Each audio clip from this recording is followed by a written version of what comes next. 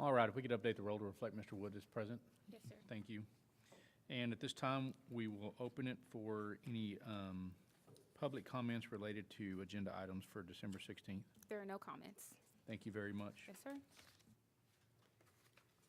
All right, on to item 6, which will be our budget workshop. Mr. Willman.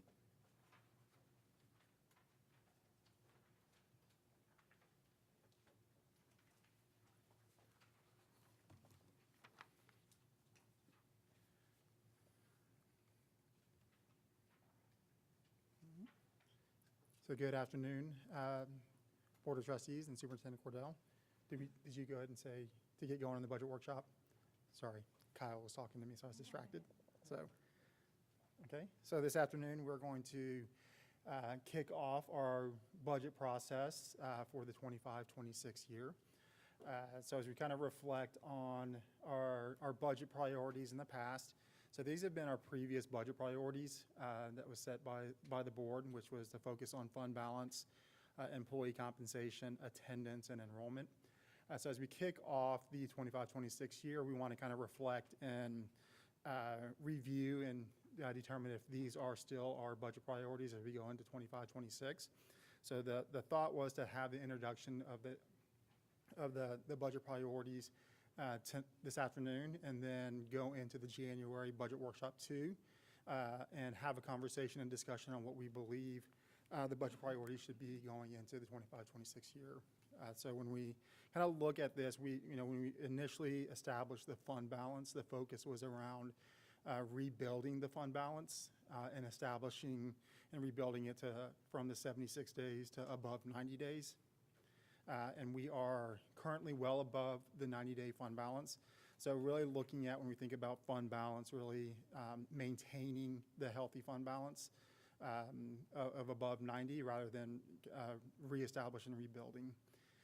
And we believe that employee compensation and attendance should still be a recommended priority, but reevaluating enrollments, I think we've done what we can with enrollment. And then really looking at how the budget priorities align to the strategic initiatives and strategic plan and the district improvement plan. And then really looking at and maybe addressing what is missing here, the overall student experience.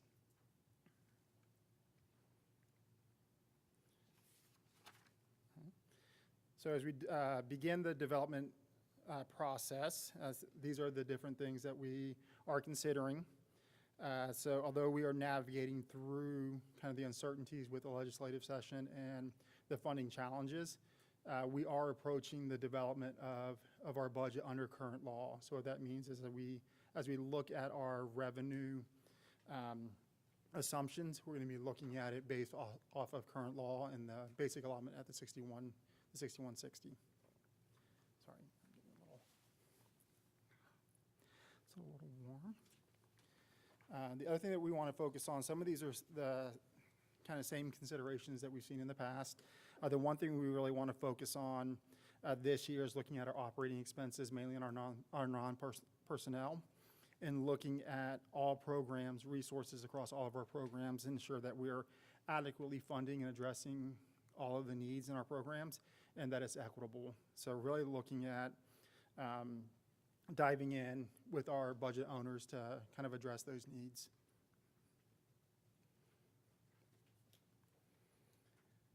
So one of our big things that we also wanted to look at is kind of our immediate capital needs. As you know, we do have our remaining $9.7 million in bond funds to address it, but we wanted to kind of look at and see what the impact is to the M&O budget if there are no additional resources coming in to help fund our capital needs. So as we're looking at our immediate capital needs, we did prepare a kind of financial model that reflects the M&O budget, and you'll see that in your binder. So when we're looking at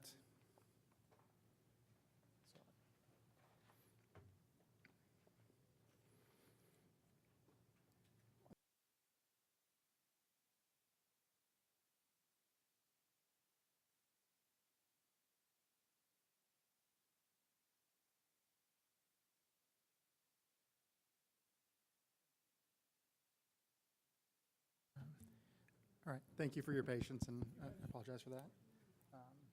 Okay, so as I was mentioning, how we wanted to approach this was to look at and give you a preliminary look at the next 18 months in our financial statements. So looking at how we ended last year, but then also where we anticipate still to end the current year, and then our initial look at our 2026 budget based off of the similar assumptions that we provided when we developed the 24-25 budget. And looking at seeing that we're anticipating an operating deficit. And what we did on the expense side is to kind of get a sense and show some visibility in how much we spend annually just on facility and maintenance repairs. So we're looking at annually what that looks like for each of our, overall at each of our campuses to repair some of the HVAC, some of the things that are under that threshold that would be considered capitalized expenditures. So we're spending roughly $600,000 annually just on facilities maintenance and repair on the operating side. And then just looking at and showing kind of the main thing we're looking at when we look at our capital is looking at what our cash needs are. And what I wanted to show here, kind of a third of the way down, is looking at what our operating cash flow is annually, and then looking at kind of what the maintenance and replacement CapEx needs are based off of the work that was provided by the architect. So what this would look at and show is based off of our end of life on all of our MEP, concrete needs, landscaping, things of that nature. We're looking at needing this summer to start work and replacement on those items in the amount of roughly $23.5 million. And then next year, looking at about $11.8 million.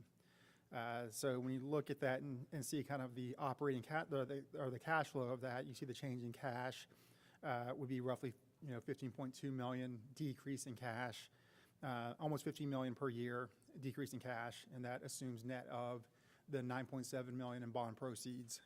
So just showing and seeing and looking at kind of the compliance side of things. So when we look at days cash on hand, knowing that we depend heavily on our tax collection and when that comes in, really want to maintain, a large cash on hand balance. And you see that kind of starts going down, but then even looking at the days of fund balance, it's going to drop well below the 90 days if we are dependent on using the M&O side to maintain our capital budget, and there's no other sources of funds coming in to support those needs. So I'm going to from here, I'm going to go ahead and hand it off to Mr. Percival to kind of talk through how we came up with the different capital expenditure items. Yeah, sounds good.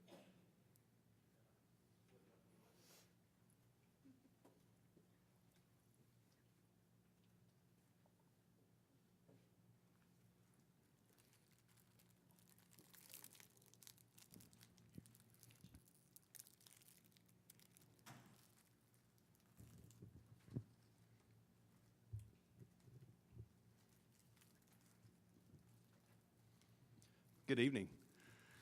So as Mr. Willman mentioned, really this is kind of a two-year projection.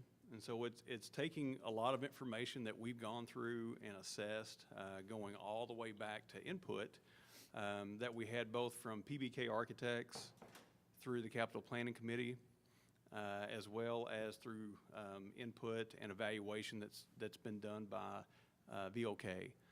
And so this is just a two-year snapshot, but when you look at those MEP systems, the bulk of that lift is going to be HVAC equipment and HVAC controls.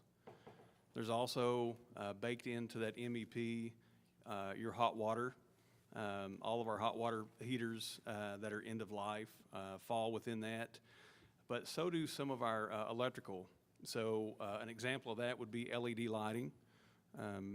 That's a very important aspect of this plan, or maybe not a plan, but more of a need. And then if you follow down and look at, you'll see those non-MEP items, and that Thomas has those on his worksheet. But if you've been out to any of our campuses, you clearly see the need for our site concrete and paving. There's irrigation that falls within that. There's roofing. We've got several different systems that are end of life by way of roof. And then we've got some general refresh items like carpet and paint. And then if you look at, Thomas, is technology on there? Yes. So real quick on the safety and security. So we've got a couple items that fall within the safety and security scope that we weren't able to get numbers on for tonight's workshop, and that's for a couple reasons. Number one, we do have our silent panic alert technology requirement that we have set forth by the state. Right now, we meet that requirement with the PLD device that all you guys have, plus all of our district employees.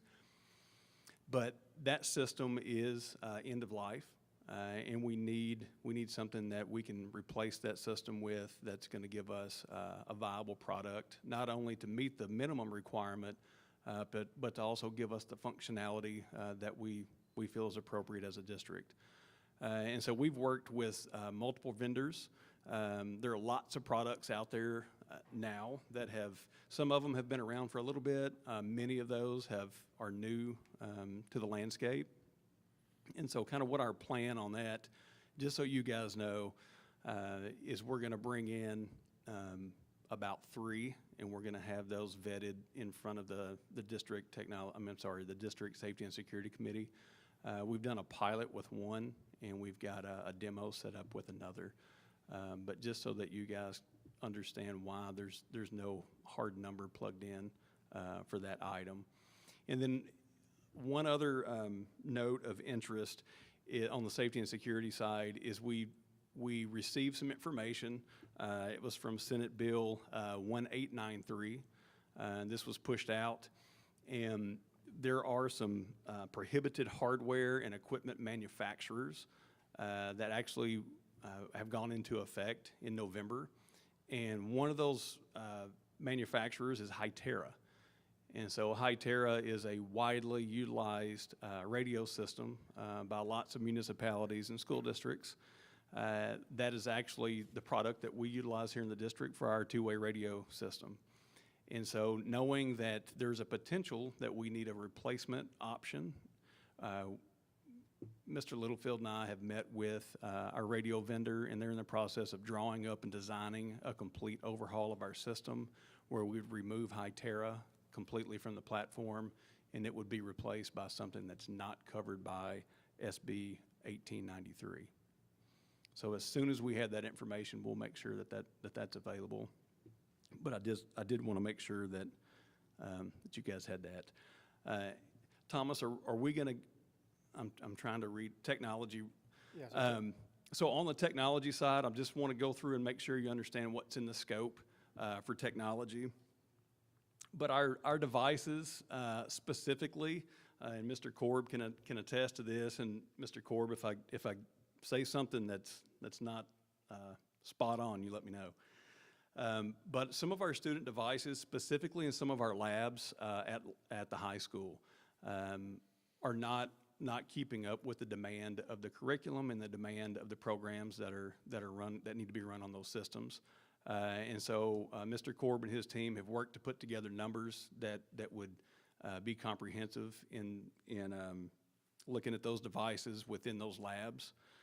There are also some classroom projector needs around the district, specifically at Hart, Willow, and the high school within these, just looking at the 2 years. And then if we go down to PA systems, we've got a PA system need basically across the district. And that's not just for our classroom, like morning announcement type stuff, but that also would encompass any type of public address we needed to make to notify our campuses, our staff, our students of any type of protocol that we need to place the campus in. That's district-wide over the next 2 years. We have capacity opportunity with our camera servers. And so as we continue to add cameras, as we continue to add quality of camera footage, we also need to continue to upgrade our camera server system so that we have longer storage and it will accommodate those higher resolution cameras. Our phone system, within the next 2-year window, will be end of life, and we'll need a viable replacement for that, so that's in the cost. Access points and switches district-wide. So Mr. Korb uses the term saturation, but when you're out in these spaces, we're so digital in what we do day in and day out, not only from a teaching standpoint, but also from a learning standpoint, looking at added coverage across the district to make sure that we're adequately saturated with our network. And then the last one that real was quick, Kyle, included.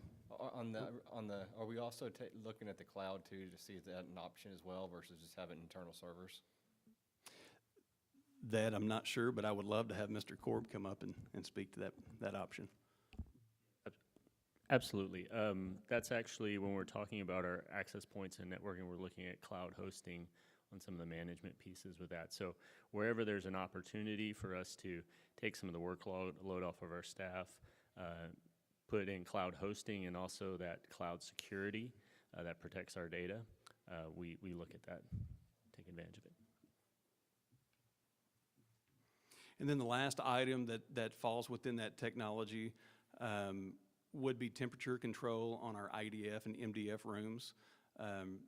Temperature can really cause a lot of damage in those spaces, and so we'd like to have real-time controls where we receive alerts if we've got a room that's approaching a critical temperature, so that we can get somebody over there and mitigate the climate.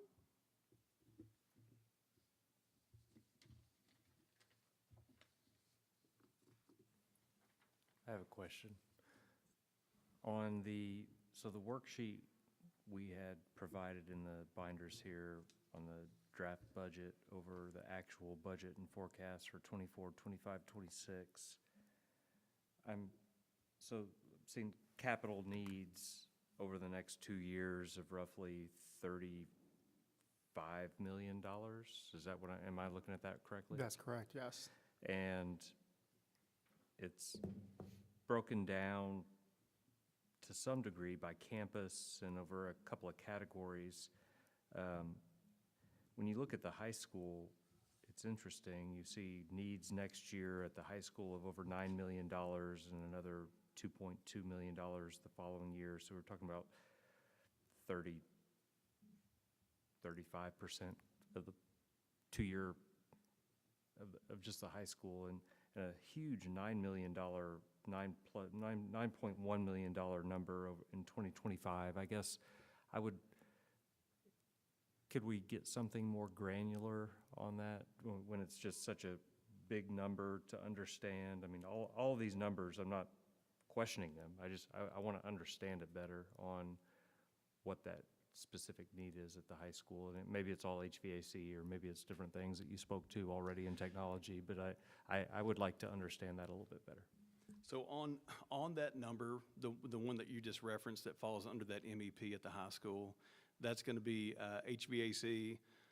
It's also going to include LED lighting on the interior, along with all of the hot water heaters and any coolers that need to be replaced. So it primarily is really mechanical, electrical, and plumbing. Heavy infrastructure items that are at end of life. Is that the right way to describe it? Yes, sir. Okay.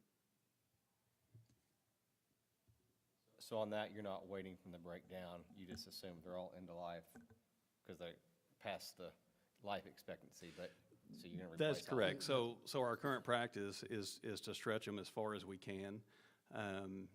But this, from a budgetary standpoint, is looking at industry standard and pairing that against our mechanical, electrical, and plumbing systems, just so that we've got a price point on if we want to be proactive and start replacing those end-of-life systems. We have a number that we can attach to it. That's going to help on the expense side, because we're not spending money keeping these systems alive unnecessarily. Is that the right way to question that? I would definitely agree with that, especially this year specifically. We've had a multitude of work that we've conducted here in the district, specifically looking at heating and cooling. It's very expensive. It's kind of gotten to the point, it's like when you drive an old vehicle, you kind of get to that threshold where it's like it's costing me more to continue to keep it running than it's really worth. And so we will continue to Band-Aid and do all we can. Since I've been here, we did have to replace one large unit, and that one, was over at the indoor facility. And then we had a couple of small split systems that we did last year over at maintenance and transportation. But everything else has been stretched and Band-Aided, and we've really tried to extend the life as far as we can. But to your point, the systems that will replace these when that day comes will be much more energy efficient as well. So it does have that will factor in from a budgetary standpoint, in addition to just the cost to continue to try to keep old equipment operating. And the other side of that too is when these systems fail during the middle of the day, something's going to impact. In our business, it's student learning. It could be upset or Yes, cause problems. It can be very disruptive. And, our teachers and our kiddos and our administrators at our campuses have been very patient, but we have had to move classes for a week and a half. We actually have a system over in, and you guys please tell me if I'm going too long on this, but I just want to give a good illustration. We have a system that failed in June over at the high school in the fine arts wing, and that pump just got replaced today. It's still not online, and so people had to be moved around, workspaces had to be moved around, but when those pumps go down like that one did, they don't make them here locally, and so it's been a very disruptive to that team. To your point. The electrical switchgear, a lot of times that's a 6-month lead time. So if you lost your electrical panel, that's how long it can take. On these legacy systems, equipment's not readily available because it's older technology that runs on a different refrigerant and product being used today, so it's a bigger problem Yes. than just the money. Mr. Percival, I think the clocks at the high school would be a good example of something that we observed along with some of our stakeholders this weekend. Yes, speaking of legacy, and I know Mr. Korb can speak to this too, but so the clocks there at the high school have been, you can turn them on, but every single one of them will tell something a completely different time. I mean one right after the next, and they all say something completely different. And so Mr. Korb and his team worked through to do some assessing, and what they identified were the converter boxes that basically send the signal to the clocks were in need of replacement. And Mr. Korb, were those something that we were just able to pick up the phone and have somebody show up and No, take care of? they were not readily available. In fact, the original vendors for our PA system do not exist anymore. So, and the devices that support that did not exist. So we did have to outsource converter boxes and then modify them to work with our system in order to get that up.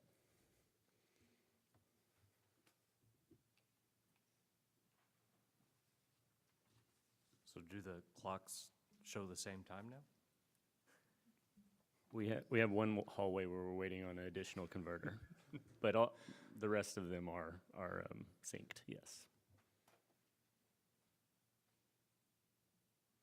So I see like another line item showing almost $1.4 million over the next couple of years forecasted for landscaping and irrigation. I mean, I know we have a lot of acreage and square footage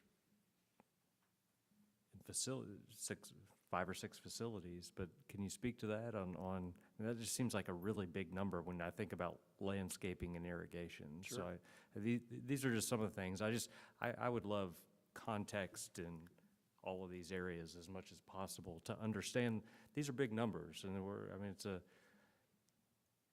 there's a committee right now talking about capital needs and a potential bond in our future. I don't know what's going to come of that, but understanding all of these areas and as much context as we can have and detail, I think helps us and the community, so. Sure. So on the landscape and irrigation, this is kind of a two-part. So the first part would be from a maintenance standpoint. And so a lot of our irrigation systems do leak and are not adequate. And so you'll see as a result, because of some of the dry conditions that we've encountered over the past few years, we've had a lot of our landscape die. It wasn't really what I would consider drought tolerant. And so we would really be looking at not only the irrigation, but to mitigate a lot of our erosion around the district. We have a tremendous amount of erosion, which ends up directly impacting not only the sidewalks and paving, but also can have an adverse impact on our campus foundations. And so some of that's going to be replacement of landscape that has died or no longer exist, along with the irrigation side. But a lot of that is so that it's not necessarily the curb appeal, but to mitigate the irrigation, the erosion that we've had for years now, to really kind of help the longevity of our site paving and foundations.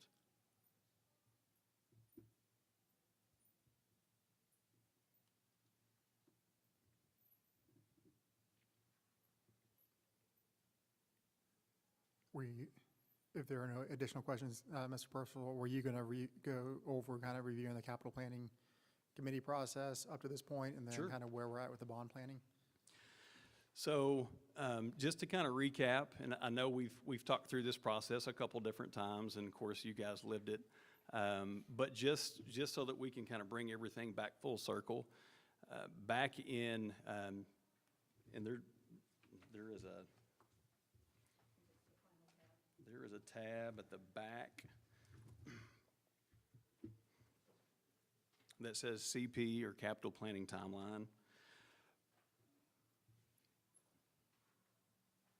And so if you take a look at that, you'll see that we're about 2 years and a month into this process, and we've walked through and kind of explained what we've done along the way. But really, if you go back and you look at 2024, January through May, there were 6 meetings that were held, along with tours of all of our K-12 sites that our capital planning committee, that was made up of educators and community members, worked through. And through that process, they provided input. They were provided with information, but also had an opportunity to provide the district with input and provide feedback on items that they noticed as we did our tours.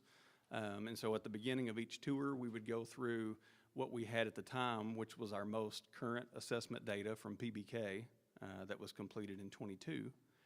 And so we would go through and front load the tour with that. We would have some look-fors as we would walk and tour the facilities. They would complete a SWOT analysis, which was our strengths, weaknesses, opportunities, and threats. Then we would compile that at the end of the tour. And we would have that information presented to them back for the next meeting. And so we kind of did that as a cycle as we visited each of our campuses to really evaluate and look at areas that we needed to come up with a game plan on. All of that culminated on the 6th and final meeting of May, where they had an opportunity to go through and prioritize the feedback that they had actually provided the committee throughout the spring. And all of that information can be found there on your tabs as well. Within the notebook, there is that final presentation in its entirety is actually in the binder. And then once we wrapped that work up, you guys as a board approved the engagement with an architect, which was VLK. VLK came into the district, took all of the information that we provided from the capital planning committee, along with the assessment data that had been provided by PBK architects back from 22-23. And then they went out, took that data and did their own evaluation process, pulled that data in so that they weren't missing anything, And then we reconvened in July with them. They went through a curation process where they looked at teaching and learning environments, and really tried to weigh in and assess how teachers teach, how students learn, and what was working well with our current learning environments, and what was a challenge or maybe an area of opportunity. And then they created a curation report. That curation report is within your binder as well. And then in late August, we kicked off our long-range facility planning work with the Capital Planning Committee. And that was a total of four meetings. And throughout those 4 meetings, we looked specifically campus by campus at different need that had been identified, not only throughout the Capital Planning Committee process, but also from both PBK and VOK architects. Additionally, VOK brought in a mechanical systems engineer firm, and they went through and assessed all of our MEP systems district-wide. We wanted to make sure we didn't have anything that we didn't evaluate. We wanted to make sure that we had up-to-date, real-life data by way of systems that maybe we were or weren't aware of that we needed to be planning for. And so they produced an MEP report. And that information was cycled through that long-range facility planning. And then October, you guys authorized the formation of a bond planning committee. And then we just finished meeting 2, and then actually meeting 3 was a tour of some of our facilities here in the district, where we went over to Hart. We went from Hart over to transportation and maintenance, and then from there we went over to the high school and had a really nice tour, and were able to go and look at some areas that are not only end of life but have become pain points. Some of those examples would definitely be, I think some people scratched their head whenever they heard that the tennis courts had never been resurfaced. And when you look at the condition of the tennis courts and the fact that they no longer have any grit left, it's not only a safety issue, but that raised some eyebrows. Same thing with the track. When we went out to the track surface, it was 2011 whenever that was resurfaced last. But inside the building, same thing.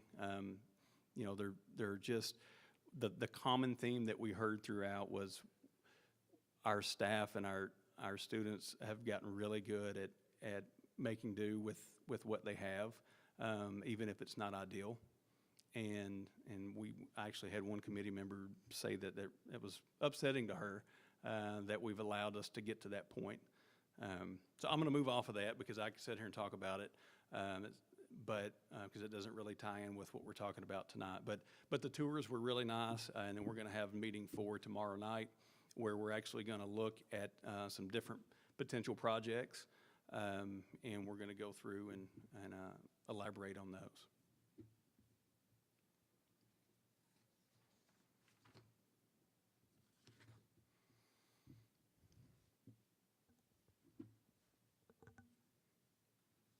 Okay, before moving on, I just want to check one last time, were there any additional questions as it relates to the immediate capital needs and what was presented?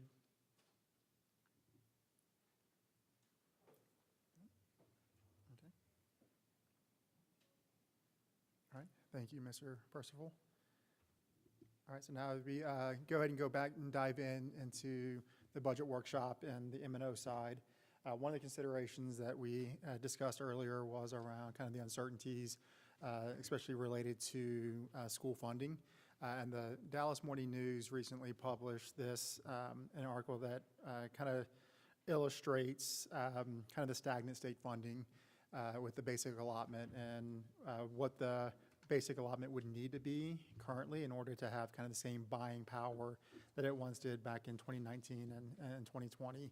So you can see here, it's roughly about $1,407 more, which would equate for Lovejoy. And this is just looking at the basic allotment, not how it will flow through the other supplemental funds. Because if you increase the basic allotment, then everything else increases with it. So like special ed, GT, and all that. So just from a basic allotment and the general ed, it would benefit the district at a minimum of $5.3 million in the current year. So just a huge discrepancy in funding and the challenges that we face as we develop our budget for next year.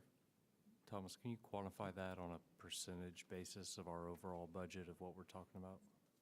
Absolutely. So if you kind of go back to that draft budget, we're looking that we have roughly 44 million in operating expenses. So we're talking well over 10% Well of over our 10%. overall budget.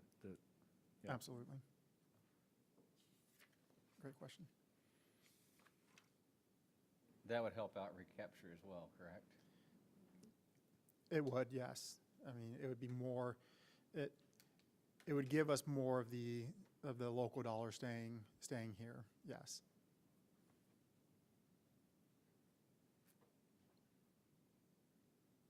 So as we think about kind of the, sorry.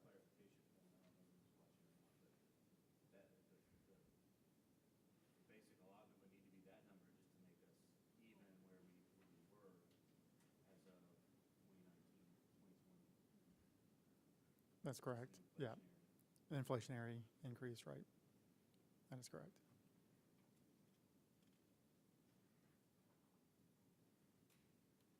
Okay.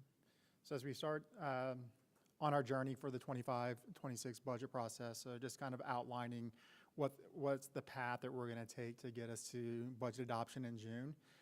So our approach is that what our plan is, we're going to initially start off with our revenue assumptions. How much revenue do we think the district's going to get for the 25-26?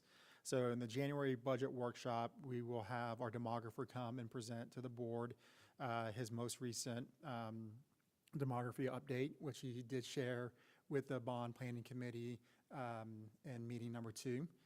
We're also bringing our FA to the meeting to present on kind of our bonding capacity during the January meeting as well. Based off of that, we'll develop, based off of his demography report and estimates, we'll develop our revenue budget to see and establish our revenue before we start diving into our expenditure side. We also are planning on, so we have done zero-based budgeting before. We are probably going to bring that back and do more of a zero-based, priority-based budgeting that will address kind of the adequate and equitable non-personnel side that I had mentioned early in our budget consideration to really ensure that all of our programs are receiving the resources that they need throughout this process. And then as we go into Budget Workshop 3, whether it be in February or March, that's when we'll kind of develop and establish our cost and share what we came up with through the process as far as total cost to adequately fund all of our programs, and then also review staffing models and compensation. And then going into Workshop 4 and 5, it's more of just updates on where we're at in the process and doing first round of contracts and kind of finalizing the expenditures, and then presenting the compensation consideration by the end of May. And then in June, we'll we'll present for you to consider and adopt and act on a budget and the tax rate and compensation plan. So then the last slide just outlines what I just shared with you. So happy to answer any questions at this time. Early on in the presentation, you mentioned the last priority around enrollment. At what point are we going to consider a differing priority, or is that something we're talking about tonight or a future meeting? I'm happy to have discussion about it tonight, but we're also bringing it forth in January to have more conversation around the budget priorities. I know in the past we've had whether it be a team of 8 or a formal meeting to discuss those specific priorities. I just didn't know if that was part of a future agenda or something we needed to talk about tonight. Bringing it forward in January, correct? That's correct. We're going to have those conversations in the January as part of the workshop. What we had thought we would do is a multi-step process to give you all plenty of time to think, reflect, have conversations. So introducing it tonight, and again, happy to have any conversation on that topic that you all would like to have tonight. Revisiting in January in terms of a conversation again, and then potentially bringing it forward for your consideration and action to adopt those in February, which would still give us plenty of time throughout the budgeting process prior to the June adoption to align with those priorities. I appreciate that, and I think that makes sense. One thing I'd like to throw out as a consideration as we prepare for updating those priorities is looking at contingencies that we haven't had to think about before with the likelihood of a ESA or voucher system in the future, and incorporating that into our budget planning and priority setting process. Thank you.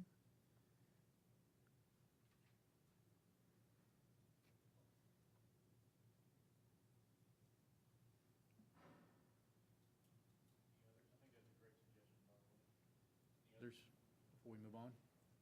I think just any other suggestions that you would have related to the staff survey that people felt like they really need to have. I'm sure that you would do that anyway.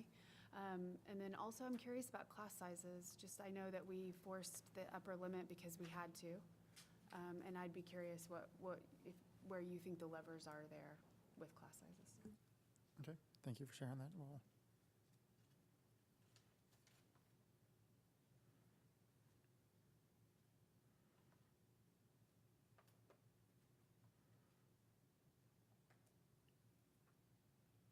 All right, anything else in the budget workshop? Thomas, anything else on your end? No, sir, that is everything. Thank you. Board, you good? All right, we'll be adjourned.